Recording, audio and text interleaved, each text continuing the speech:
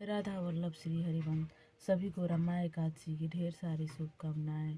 भगवान खूब प्रसन्न हो और खूब कृपा करे सभी भक्तों पे। आइए सुनते हैं कार्तिक मास के कृष्ण पक्ष की रमा एकादशी की व्रत कथा। इतनी कथा सुनकर महाराज युधिष्ठिर ने भगवान से कहा, प्रभु अब आप कृपा करके कार्तिक मास के कृष्ण पक्ष की एकादशी का महात्म्य का वर्णन कीजिए। पांडुनंदन की ऐसी वाणी सुन भगवान श्री कृष्ण जी ने कहा, राजन, कार्तिक मास के कृष्ण पक्ष की एकादशी का नाम रमा है। यह एकादशी अतुल्य एवं अक्षय फल को देने वाली है। इसका एक सुंदर और प्रत्यक्ष उपाख्यान मैं तुमसे सुनाता हूँ, ध्यान पूर्वक सुनो। प्राचीन काल में मुचकुंद नामक का एक महान धर्मात्मा और प्रतापी राजा था। यम, कुबेर और इंद्र, वरुण आदि उसके मित्र थे।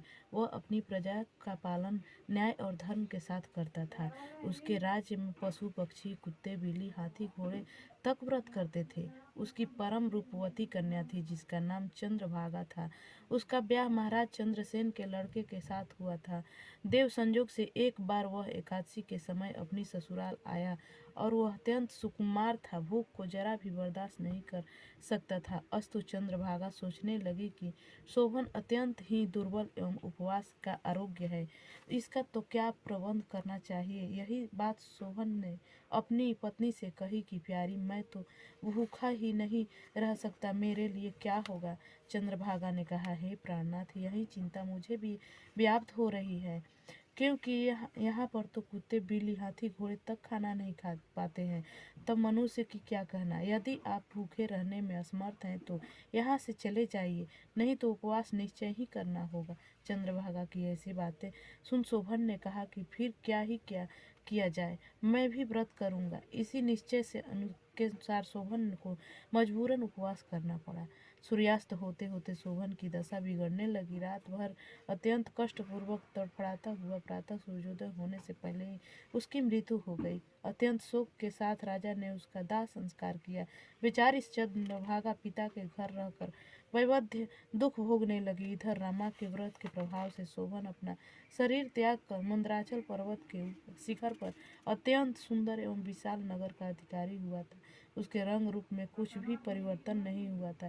एक बार महाराज मुचकुंद के राज्य का रहने वाला एक ब्राह्मण घूमता फिरता वहां जा पहुंचा और शोभन पर नजर पड़ते ही उसने पहचान गया। शोभन भी उसे पहचान गया और अपने सुअसुपुर का निवासी जान समुचित आदर सत्कार किया और अपने ससुर और पत्नी का समाचार पूछा। ब्राह्मण ने वहां का कुशल क्षेम बतलाकर शोभा से कहा कि आप इस अवस्था में देख मैं बड़े आश्चर्य चक्कर में हूँ, क्योंकि आपकी दाह क्रिया मेरे सामने ही की गई थी। शोभन ने कहा, महाराज, यह सब रमा एकादशी के व्रत का प्रभाव है, परंतु यह अभी नाशवान है, क्योंकि मैंने अश्रद्धा पूर्वक इस व्रत को किया था। अब तुम यहाँ से जाकर मेरी पत्नी चंद्रभागा से यह वृतांत कहना, क्योंकि उसको अचल और अस्थायी वही बना सकती है।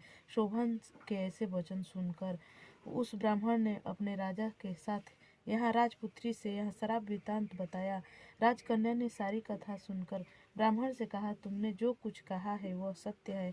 ब्राह्मण ने कहा, ध्रुव सत्य है। तब कन्या ने अपने माता पिता से सारा हाल कहकर उसने अपने पति के दर्शन का आज्ञा चाही। तब उन्होंने प्रसन्नतापूर्वक आज्ञा दे दी। वह शोषण शर्मा ब्राह्मण के साथ वहां गई। मार्ग में उन्हें ऋषि वामदेव का आश्रम मिला। उनके सामने पूछने पर कन्या ने सारा वृतांत ज्यों का त्यों उनको सुना दिया। तब महर्षि ने प्रसन्नतापूर्वक वेद मंत्रों द्वारा उनका अभिषेक किया। उन वेद मंत्रों के प्रभाव से अति दिव्य रूप वाली हो गई और अपने पति के साथ पहुंची।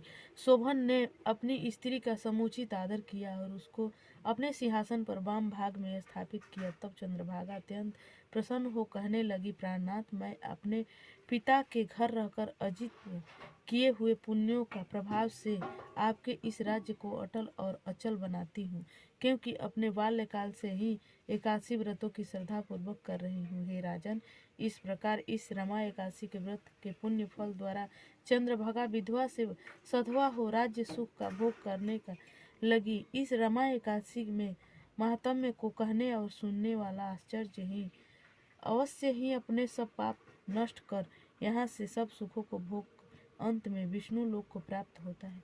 इस प्रकार मेरी कथा समाप्त हुई। सभी को राधे राधे। एक बार प्रेम से बोले विष्णु भगवान की